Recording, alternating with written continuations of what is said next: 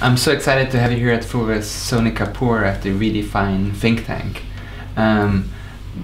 What I wonder, and what I'm sure that you will give us the best answers to, is all these green investments that do make economic sense and are not happening, what would it take to actually make them happen?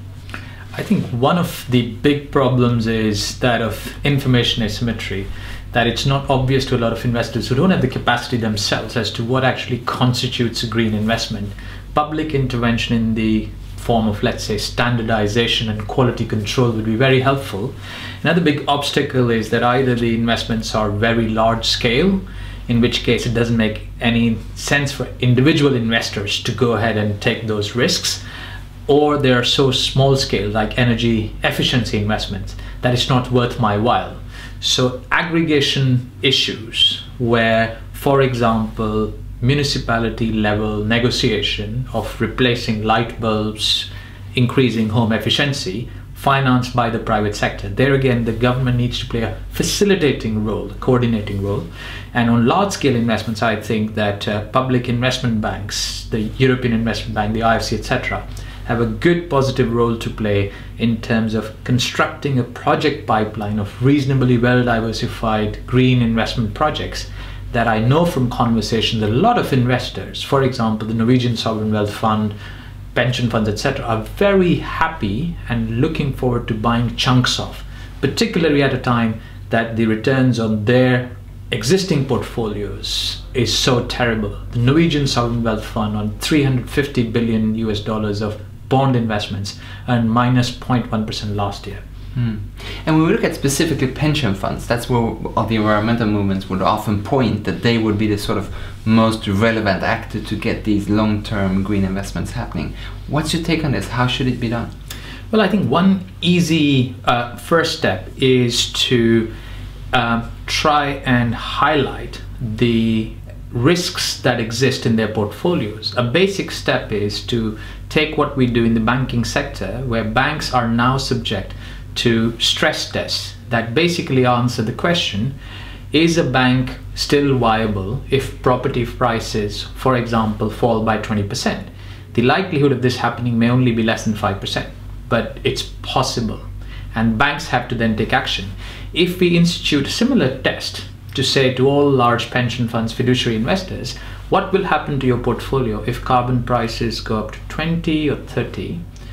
And you have to disclose this. And once that information, the analysis itself will help, and once that information exists, it would be a violation of fiduciary responsibility and good risk management practice by the funds if they were not to incorporate that into their decision making. And what this will do is, at the incremental level, this will significantly skew the incentive structures for investments away from dirty investments into green investments.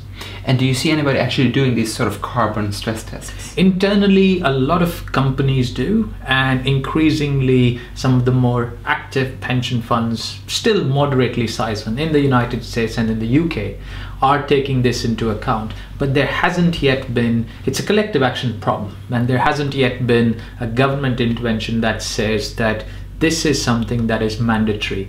And I think that's very possible. The political opposition to simply saying you need to measure and disclose your carbon risks is likely to be much less than actually saying you need to manage them. But once a risk is disclosed, then you need to, basically the burden of proof gets reversed. If a risk is disclosed, the burden of proof then needs to be on you if you refuse to manage it. The default assumption becomes that you are managing it. And I think that will change the behavior of tens of billions of dollars of capital. And I guess what you're saying is basically that there is a risk that should be factored in, that we are actually serious about climate change, and that those decisions that we already took about reducing emissions might actually happen. Exactly. And going back to the analogy with stress tests in banks, so it's widely accepted in society and with finance ministries today that banks have to act on scenarios that have as low a probability of happening, or 2, 3, or 4, or 5%. And I think if you just extend that logic to the climate discussion, you don't have to believe that climate action will happen. You don't even have to believe it is likely. You just have to believe it is possible. So even if there's a 3% likelihood that our politicians will finally get their act together, that there will be stringent action on climate change, and I think that that threshold is satisfied, then it is irresponsible of you as a financial manager not to take that possibility into account. That's all it takes. Well, it's one of the important steps that I think will make a big difference in the green transition. And do you see that as a starting point, one of the first steps that should be taken?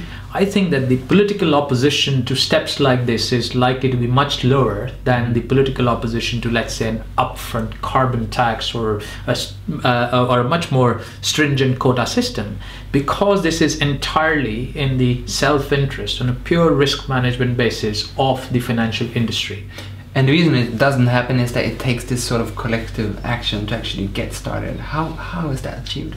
Well, again, policy measures, because what you are seeing is that there is action being taken by some leading edge, relatively small players. But this is the classic manifestation of systemic risk.